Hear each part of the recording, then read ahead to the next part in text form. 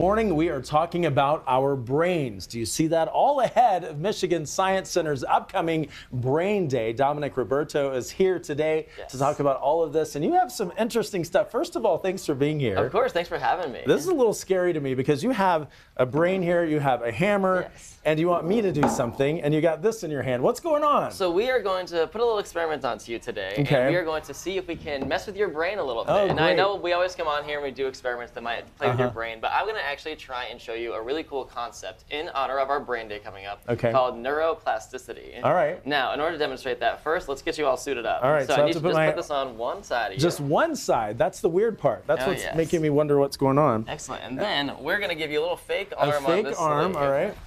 Now, what I need you to do for me, Troy, is I need you to lean place down. one hand right here for me. Okay.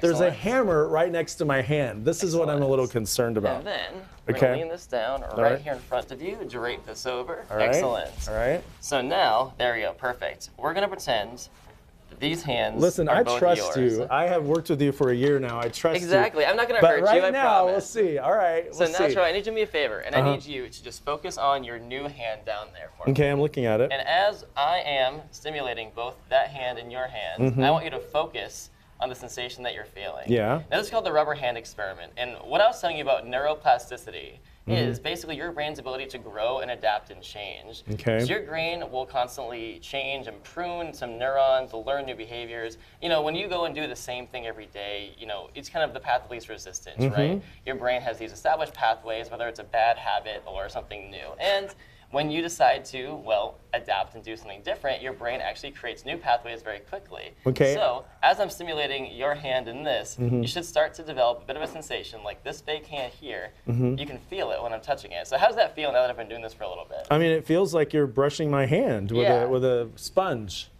Exactly. Brush, Now, right?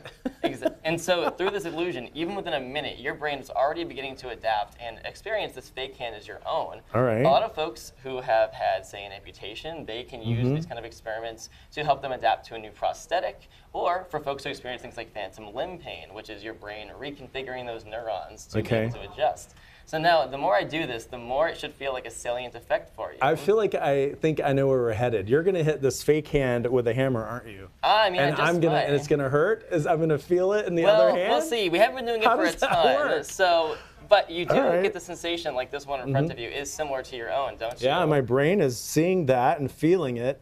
Now, as I do I'm not seeing it over there. I'm seeing it here. And so I keep stroking it. We're going to go ahead and try oh my gosh. something. Ah! You made me yell. Yes, I didn't say a bad word, thank goodness. I was going to say, you held it in, which is good. Ah! So hopefully, now if we do this for a lot longer, you may actually feel the real pain from that swing.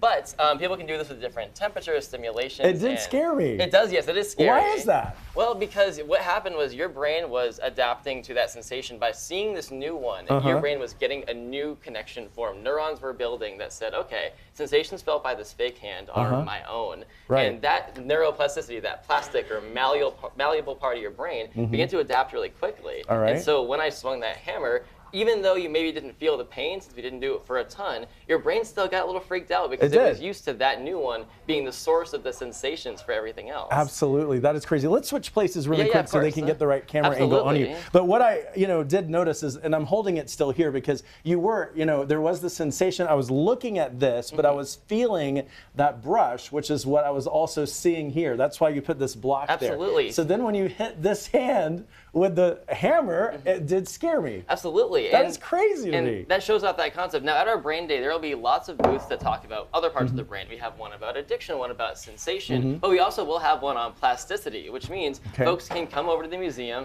and they can experience a way that sort of also adjusts their brain using visual perception and trying to aim throwing an object. Okay. Now, in this one, it's one that you could do at home. You could do it with a wooden hand. Anything that looks more realistic is going to be a lot more effective. Right. But if you're someone who has, say, a bad habit, or you're trying to establish new behaviors in your own life, think about those connections that you have and see how easy it was just through some constant using of a new behavior or stimulation to adjust. So take me through it again. Help me understand, because while all that was happening, I was still processing what had just happened. So explain what really happened there? So what happened was, as you watched, right, your brain started to associate, okay, I'm feeling a sensation right here. And even though you didn't see it on your own hand, that's where you're feeling it.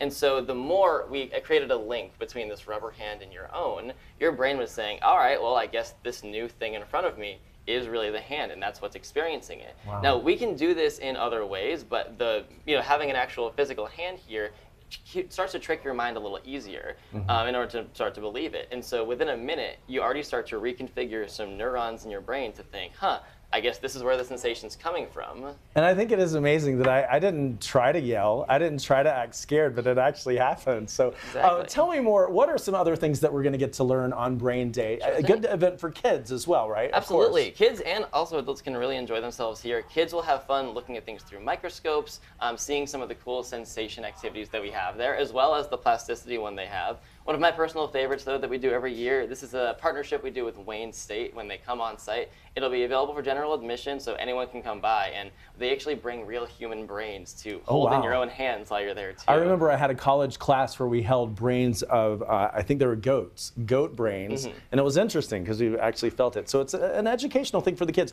One more time, how can people go to the event? Where is it, and how do we get there? So it's at the Michigan Science Center on March 8th from 11 o'clock to 4 p.m., so it'll be happening all day at the museum, and we will have Wayne State there and tons of different laboratories set up. So not only will you get a chance to do some demonstrations and learn more about the brain, we can also see what some of the modern research on the brain is happening while you're learning about it. All right. Thank you so much, Dominic Roberto from the Michigan Science Center, for being here.